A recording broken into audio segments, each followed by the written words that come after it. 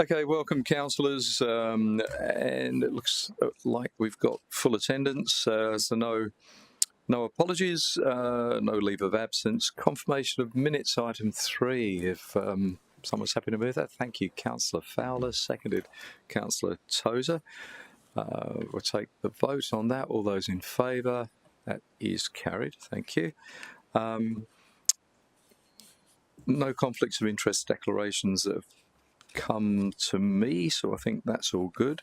There is one starred item, which is a forward planning schedule, item 5.1. Does anyone wish to unstar that for any reason or move it? No? Okay, so moved Councillor Gates, seconded Councillor Tozer. We'll take the vote on that. All those in favour? Thank you, that is carried. We've got a report, one report in open session. We've got 2 reports in closed. The one in open, 6.1, is an update on the nature-based tourism program that we have. So I think we might get out and then, is Paul coming in as well? No, Paul's going to stay. No, Paul is coming. And Mel's coming, yes.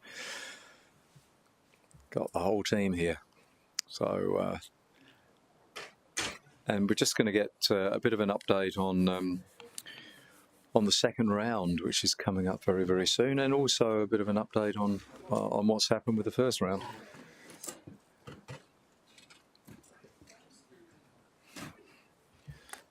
Elton looks like he's going to open the batting. Yeah. I'm the opening bowler. Make sure you got your helmet on. Yeah. I won't hit a 6.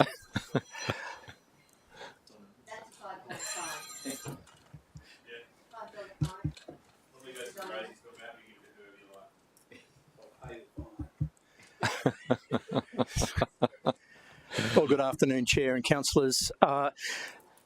As you're aware, this is an update on the nature-based tourism program. You'll recall that we came to you a couple of times last year talking about the minor grants program and then the major grants program.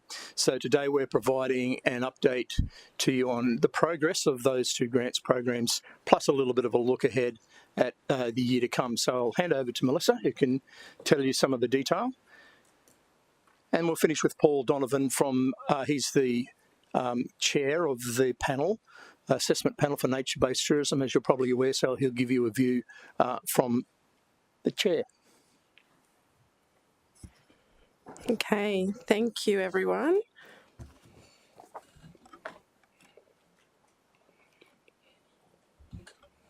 Okay, so as to recap, the nature-based tourism program was established as a strategic initiative to grow the visitor economy, specifically through increasing the supply of nature-based tourism products and experiences that prioritise environmental and cultural values.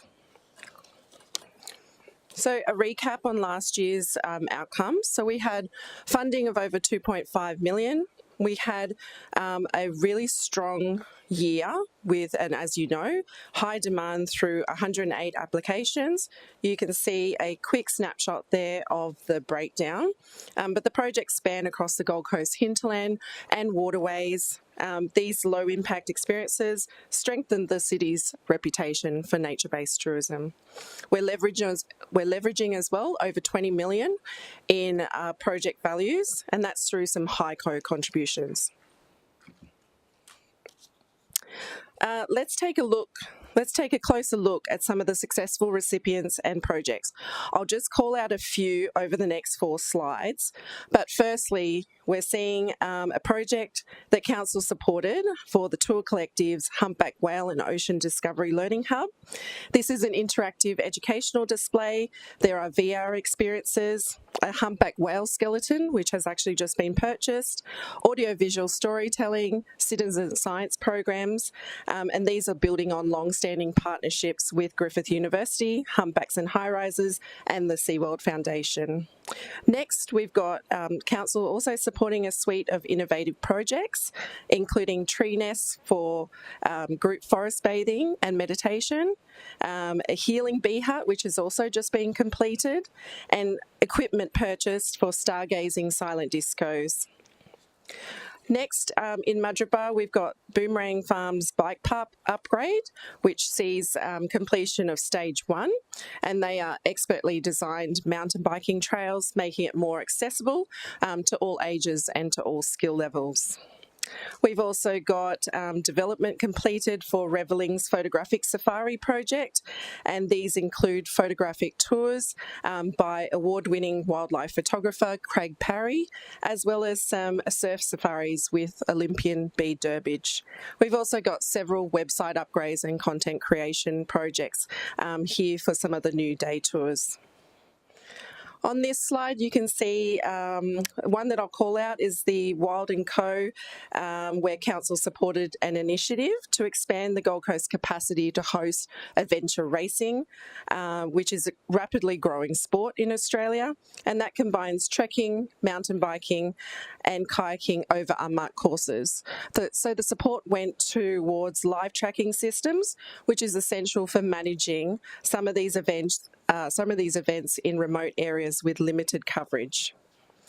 Next, we've got the historic River Mill here, and Council supported a commercial kitchen upgrade to meet growing tourism demand, and that upgrade will expand service capacity at that riverside location in Mount Nathan, and that's providing a stronger foundation for further product development on the site. So Historic River Mill were actually one of 2 applicants who were successful in both streams of funding.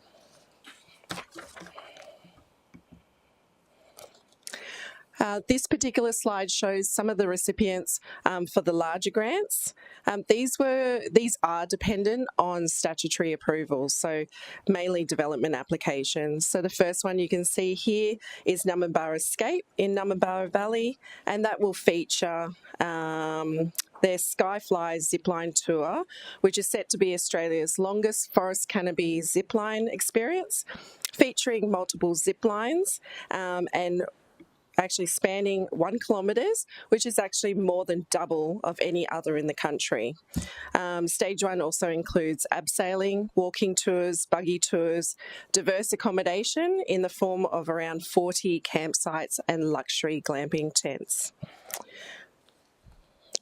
The Bower Estates Woodlands Precinct, also nestled amongst the UNESCO World Heritage Parks of Springbrook and Lamington National Park. That will transform the existing estate into a premier eco-retreat featuring 16 boutique cabins, 2 larger eco-villas, a wellness day spa, and then a curated program of nature experiences and guided Indigenous cultural immersions.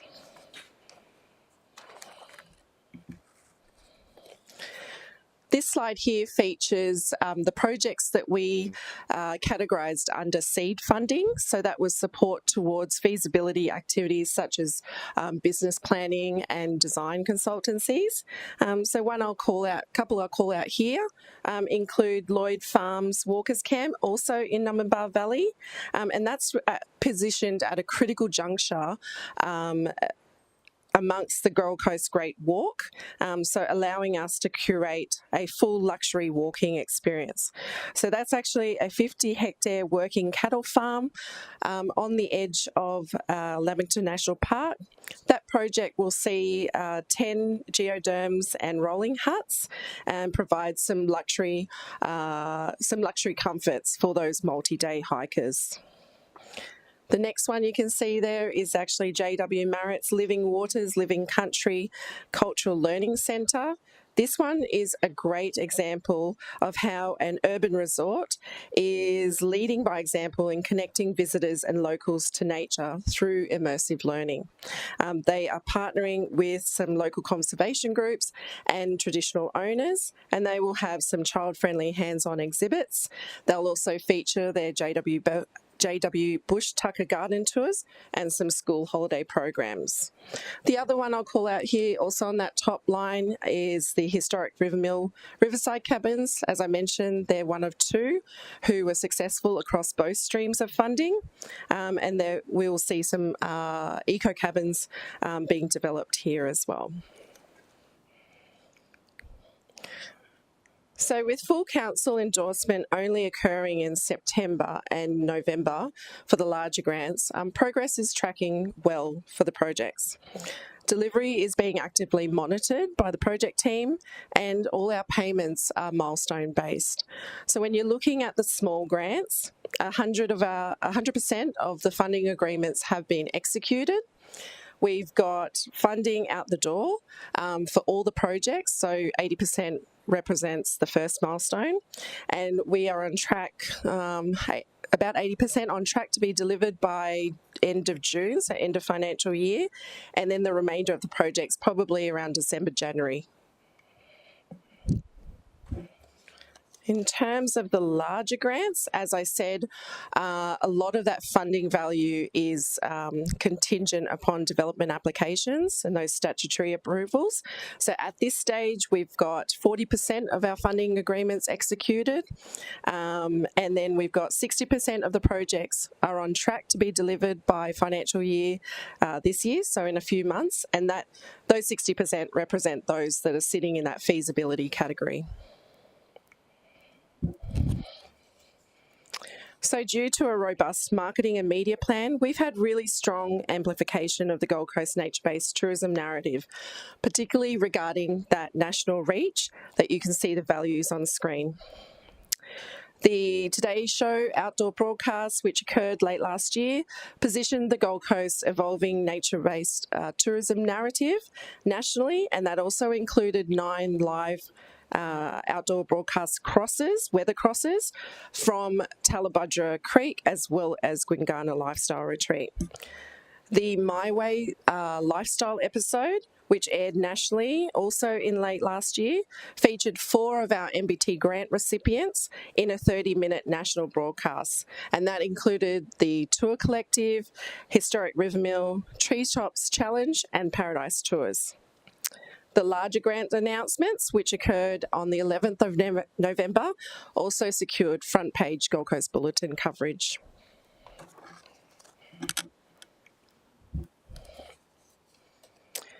Our website performance shows the impact of coordinated media and industry engagement, and you can see there's clear spikes in corresponding grant announcements, Destination Q partnership activations, as well as our direct EDM campaigns.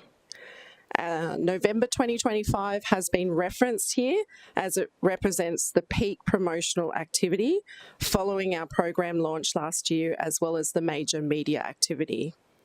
Digital engagement has also strengthened, and our subscriber database is growing to a really engaged audience, and we're achieving strong open and click-through rates.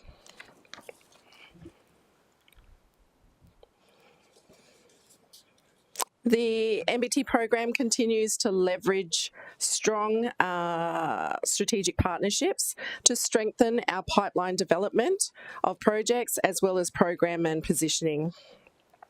The collaboration that we had with QTIC at Destination Q late last year coincided with the large grant announcements. So we were able to leverage Queensland Tourism Week, which is a flagship event for the year, and that allowed us to promote the program to a statewide audience of over 700 delegates. So we had an engaging keynote from CEO Tim Baker and a dedicated exhibition space for the project team to engage directly with operators, investors and stakeholders. Future partnerships can be seen there on the right-hand side as well. So, some lessons learnt. With higher demand than anticipated last year and a really diverse response to the program, we see the need for clearer funding guidance, importance of supporting applicant ability, as well as reiterating the importance of evidence-backed data to support the applications and to see some evidence of marketability and feasibility of the project in the long run. Some round 2 refinements that we're looking at or we are implementing at this stage is a simple renaming of small and large grants, so the 2 streams will be renamed. We're looking at clear funding caps as well as partial funding expectations. being communicated. Weighted criteria will also be published, providing that clearer guidance and transparency. The budget stance also requires that same year acquittals. This year, there will be an emphasis on meeting those accommodation gaps for the region, as well as looking, as I said before, the distribution strategies and marketability of the project.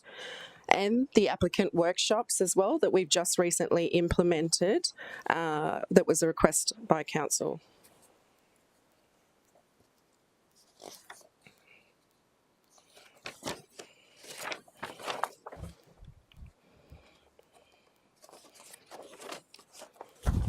So the grant workshops is a result of the previous resolution, and that was Council endorsed the introduction of dedicated MBT grant workshops or mentoring programs to assist prospective applicants in preparing quality submissions, and the initiative will emphasise applicant quality in alignment with program objectives and assessment criteria, as well as offering practical economic development support through best practice examples.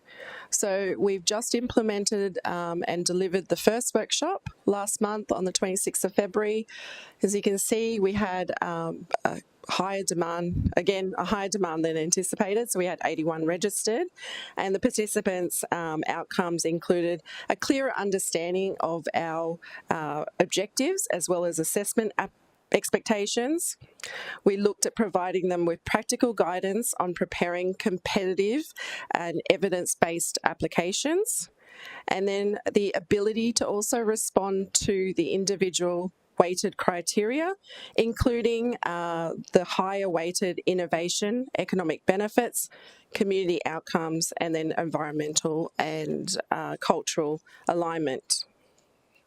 We also gave them a practical submission checklist. Mel, just got a question for Councillor Tozer. Yep. I was just interested, of the 81 registered, like what sort of businesses were they? Or did we get any information about who they were? Yes. So we had, so I know last time councillors were interested to provide support to those and provide some guidance to those that perhaps had unmet expectations. So of those 81, about 35% were past applicants, Right. and then the rest were new businesses to the program, not necessarily new businesses to the Gold Coast. So it was a mixture of new and existing. That's great. I mean, that's good take up from like 35 unsuccessful previous applicants asking for information. And did we, in that presentation, did we actually show them an actual example of what one of the successful applicants had submitted, so they could see the difference between what they had submitted and? Yes, so we only ran 90-minute workshops, so we didn't go into a lot of detail. But workshop 2 goes into, I guess, taking them through what it's like, what you need to provide a competitive and compelling application. Yeah, but we did go through each of the specific weighted criterias and give them some examples as well of what you need to look at. We gave them data sources. There's plenty of tourism data sources available, and what they can reference, etc. Yeah, that satisfaction result seems inordinately high. Yeah, so we... Like I'm not trying to be critical, but help me understand how that worked. Yeah, so we did a pre-survey and we also did a post-survey to understand what their knowledge base was before they joined the workshop. So we had 12 responses come back, and of that, we had, I think, 11 5-star responses and 1 4-star. So that equates to 4.92. Yeah. That's all my questions. Thank you. Sorry, I was just about that slide.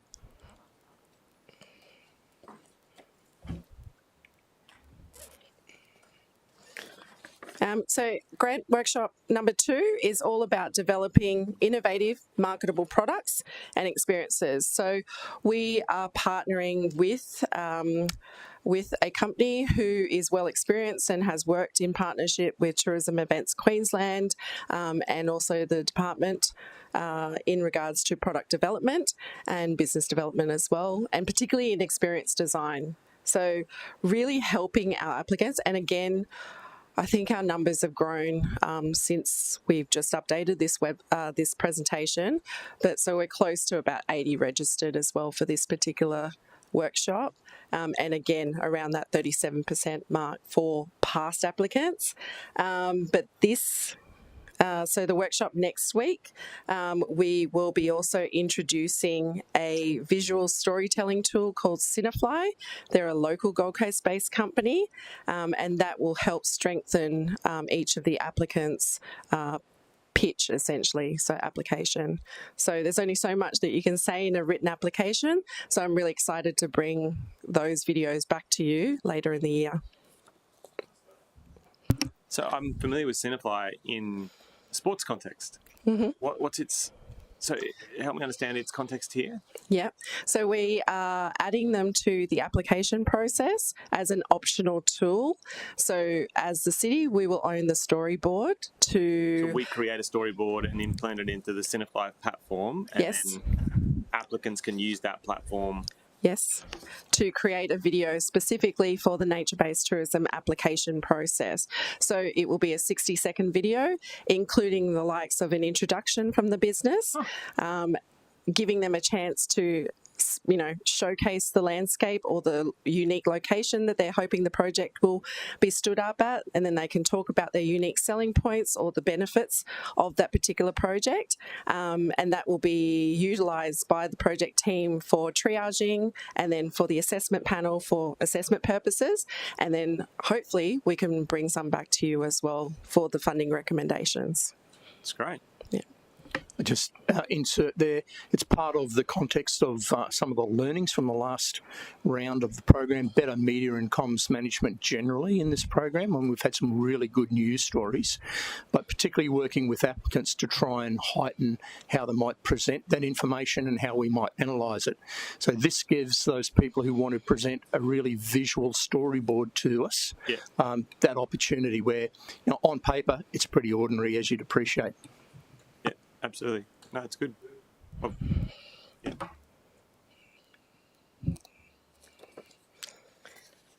So biannual updates of the progress of the funded projects will be brought back and presented to Council. These updates will focus on delivery against those agreed milestones, acquittals, any emerging risks, as well as overall project status. In parallel, a benefits reporting framework is also being developed to assess the longer-term outcomes of the program overall, as well as the supported projects.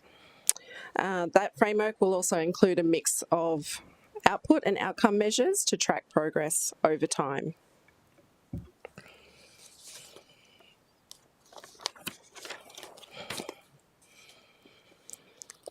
So the MBT program is now transitioning to a structured, sustainable program delivery. Diversification is key to our success.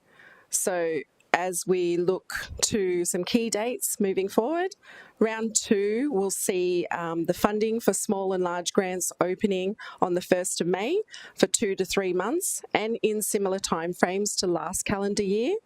We'll see final council endorsement of the small grants happening in mid-September, final council endorsement of large grants on the 10th of November, according to the calendar.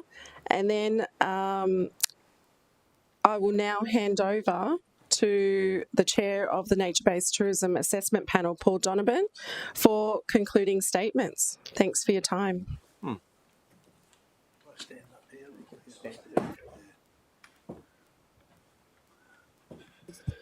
Councillors, thanks for the opportunity. I'd like to say that this all started going back about 18 months when we had a visit to Tasmania to realise that we had to be wider in our appeal than particularly the beaches, and thank God we did because of the problem that occurred with the beaches. I'd like to say to that meeting was Tim and Donna and the Mayor, and we talked about the framework for going ahead with this nature-based tourism, and I think we're getting there.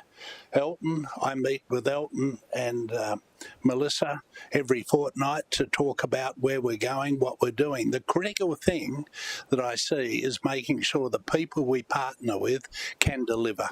That's the first thing, right? Because if you look at what's going on now up in the hinterland with Habitat, they approached us for $14 million. It was working capital. We're not there for providing working capital. We're there for bringing to life product that is going to make a difference. And when we do the assessment panel, that's one of the key criteria. Will the product we're working with make a difference? What is working in Tasmania? What is working in New Zealand? What can we bring here? And a lot of the product that we looked at in Tasmania and what we're looking at and helping out here, like Boomerang Farm with the bike track, once they get some cabins in, that will flow on to helping the restaurants in Mudgee Bar. So that's the approach that we take going forward. Now, the other thing is that we've got to be sure that the people we work with have the ability and the capacity to bring to life the product. Because we can come up with all the ideas in the world, but unless they can bring it to life with a good distribution and marketing plan, and Mel talked about that, it's not worth the paper it's written on. So, that's one of the things that I suppose my expertise comes back to, having worked in marketing and distribution all my life, to make sure that everything we do with marketing, distribution and pricing is okay. Because if that doesn't work, then the product will never get up and be sustainable. But I've got to say, I'm enjoying working with everyone that I'm with nature-based tourism. There's a probity advisor at every meeting I have. I don't know whether I should jump at shadows about him being there all the time, but we are dealing with ratepayers' money. And we want to make sure that whatever we do with ratepayers' money goes in the right direction to make a difference to bringing more people to the Gold Coast by offering a varied range of things to do. So, we're in a good space, and I'm enjoying working with Mel and Alton. And as I said, this all flowed from a meeting that we had when we looked at what is working in other places and drawing on that. So thank you. Has anyone got any questions for me? I have a leak on your approach. You don't have any questions, do you? Okay, thank you. That's great. Thanks, Paul. It's a good It's sign. a very good Good sign. Yeah. Did you want to come back and just wrap something up by the looks of things, Alton? Councillors, these are the recommendations before us for this report. So if there's any questions.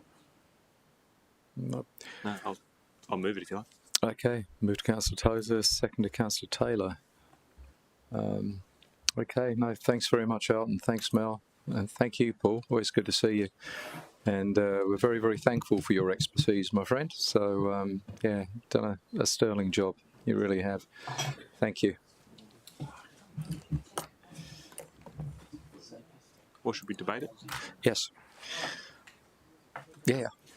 Maybe you want to speak against. Give you an opportunity.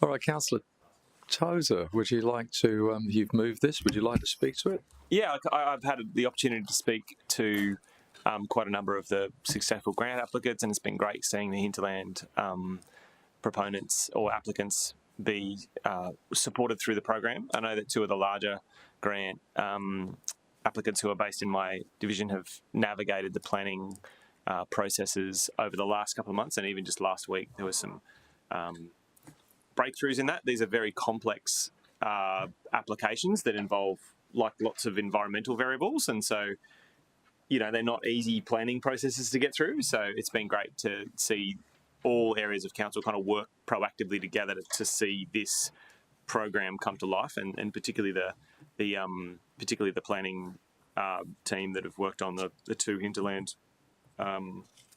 or two of the larger hinterland ones, should definitely get it some kudos for getting through that stuff, and we're definitely looking out of the box a little bit with some of those. But it's going to be exciting once they start hitting the ground in the next 12 to 24 months. These are going to be spectacular additions to our hinterland tourism product.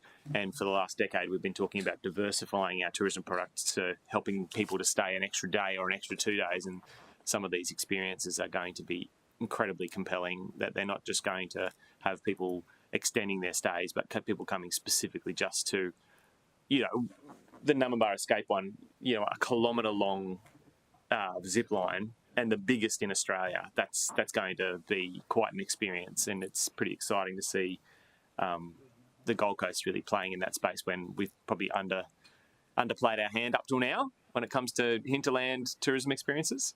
It's super exciting. So I hope we support it at council, and I hope the committee supports it today. Councillor Taylor, you seconded. Did you want to have a word? You don't have to, but you might want to. Oh, yeah, it's a great program, and obviously the diversity, as Councillor Tozer mentioned, is really important for our product moving forward. We understand that everyone comes to the Gold Coast and we look at the beach all the time, and but what we have in our hinterland is second to none around Australia, and to see a lot of people coming to the Gold Coast and actually experiencing the hinterland, it's really positive, and that we can contribute to support businesses in that area is really positive for the city moving forward. So support the program. I think the other wonderful thing is that we've also managed to find, well, I say we, our panel, and led by Paul, have managed to find some great offerings on the beaches as well. So it's not just hinterland as well. We've found new experiences, nature-based, on the coastline as well. So the diversification is fantastic. It's a really exciting project, and it's I always felt it was going to be successful, but I think it's even delivered more already than I had even expected or hoped for, and it's only going to get better, and with the second round as well. It's an exciting project. It really is. So, and congratulations to all involved, to Paul and the panel, and Mel and Elton have done a fantastic job too. So well done all. Anyone else want to add anything? No. Okay. We will take the vote then on that one. It's moved Councillor Tozer, it's seconded Councillor Taylor. All those in favour? That is carried. We have two more items. Both items are closed session items. So the first one is the